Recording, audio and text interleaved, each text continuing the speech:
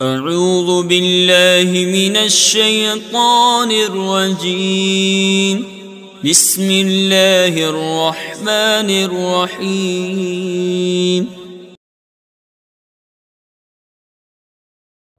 अल्हम्दुलिल्लाहि रब्बिल आलमीन वस्सलातु वस्सलामु अला सय्यिदिल अंबियाइ वल मुरसलीन अम्मा बाद फ़अऊज़ु बिल्लाहि मिनश्शैतानिर्रजीम। बिस्मिल्लाहिर्रहमानिर्रहीम। आप ये वीडियो दर्स निज़ामी यूट्यूब चैनल पर देख रहे हैं। अगर आपने अभी तक हमारे चैनल को सब्सक्राइब नहीं किया तो हमारे चैनल को सब्सक्राइब भी फरमा लीजिए और बेल आइकॉन घंटी के बटन को भी प्रेस कर दीजिए ताकि हमारी हर नई आने वाली वीडियो जो है सबसे पहले आप तक पहुंचे। आज जो वीडियो मैं आपकी बारगाह में लेके आया हूं वो है उर्दू शुरुआत के पढ़ने के नुकसानात। उर्दू शुरुआत के नुकसानात में से एक नुकसान ये भी है कि सहूलतें जो हैं वो सलाहियतों को ख़त्म कर देती हैं।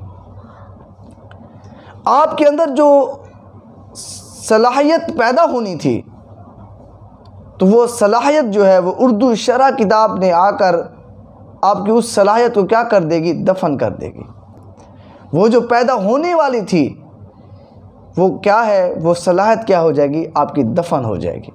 उर्दू शरह पढ़ने का सबसे बुनियादी जो नुकसान है वो यही है कि तालिब इल्म की बुनियाद क्या है, वो कमज़ोर हो जाती है।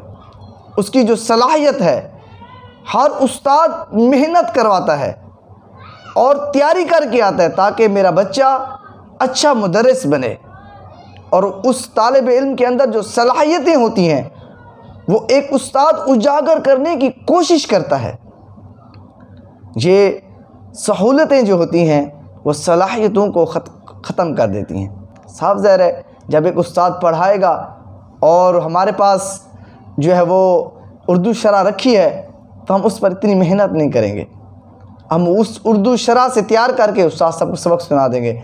आप अपनी इंसल्ट तौहीन से बच जाएंगे, शर्मिंदगी से बच जाएंगे, मगर जो आपकी काबिलियत थी वो काबिलियत ख़त्म हो जाएगी, जो सलाहियत पैदा होनी थी वो ख़त्म हो जाएगी।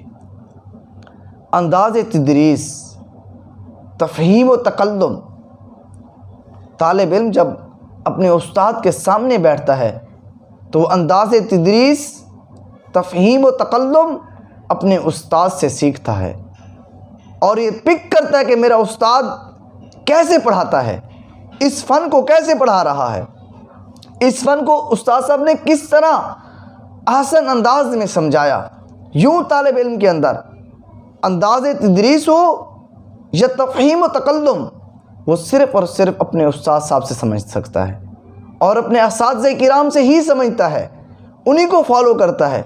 अगर कोई तालिब इल्म वो उर्दू शरह का सहारा लेता है तो यूँ उसके अंदर अंदाज़े तदरीस हो, तफ़हीम व तकल्लुम हो, वो उसके अंदर पैदा नहीं होता। एक इंतहाई ख़तरनाक बात यह है कि देखिए हर तालिब इल्म अपने उस्ताद से सीखता है कि इस किताब को कैसे पढ़ा मैंने, कैसे पढ़ाना था, उस्ताद साहब ने कैसे पढ़ाया। तो अब अगर वो किसी दूसरे उस्ताद की किताब उठाएगा तो उसे कमा हक़्क़ुहु, जिस तरह अपने उस्ताद से समझना था उसे वो भी नहीं समझ आएगा और दूसरे उस्ताद की लिखी हुई किताब भी समझ नहीं आएगी।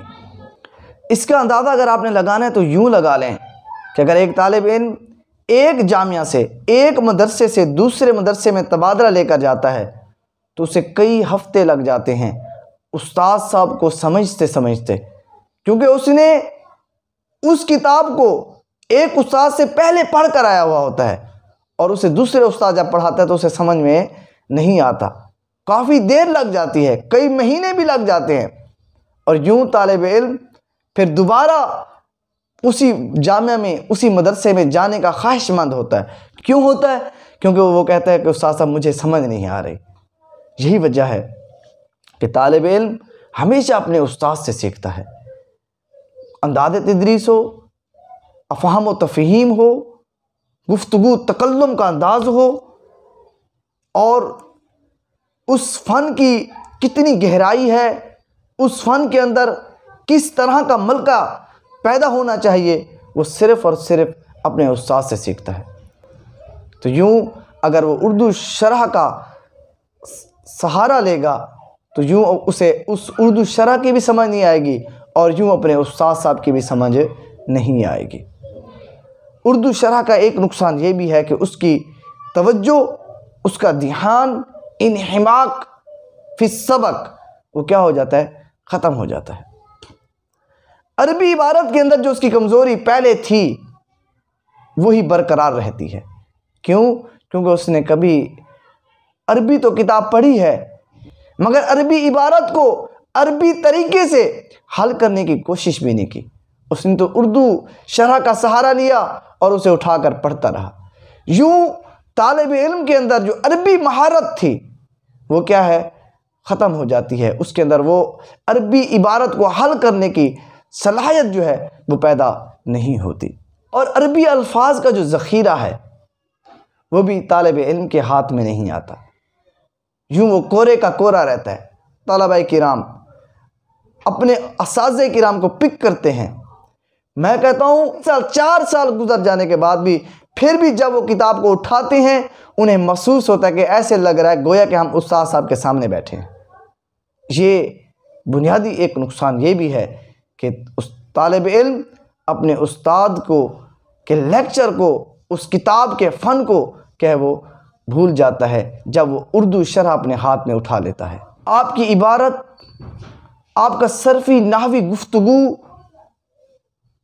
कलाम तामा, वो सारा का सारा उर्दू शरह जो है वो हब्त कर लेती है, बर्बाद कर देती है। जिसने जो किताब लिखी है, उर्दू शरह लिखी, उसने जैसा भी लिख दिया आप मानने पर मजबूर हैं। फिर क्या होता है, फिर यहाँ से बेअदबी के दरवाजे खुलते हैं। क्योंकि तालिब इल्म उर्दू शरह पढ़ के आया, वो उस्ताद ने जैसे लिख दी, जैसे कर दी, जिस तरह उसका माना कर दिया, तर्जमा कर दिया, सरफ़ी नाहवी गुफ्तगू कर दी, वो तैयार करके आ जाता है। अब कहते हैं उस्ताद साहब फ़लाँ उसने तो यूँ लिखा है, फ़लाँ ने तो यूँ लिखा है।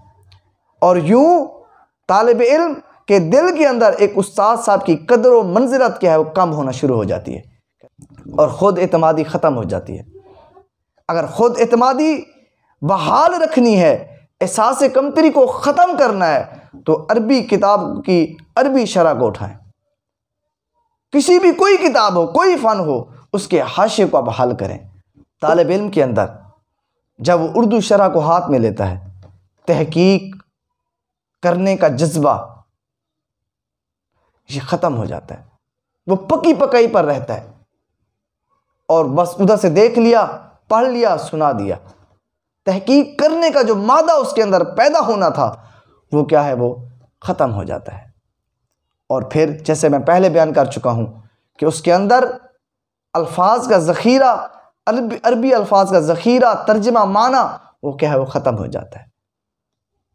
उर्दू शरह तालिब इल्म पढ़ने वाला काबिल तरीन मुदर्रिस नहीं बन सकता।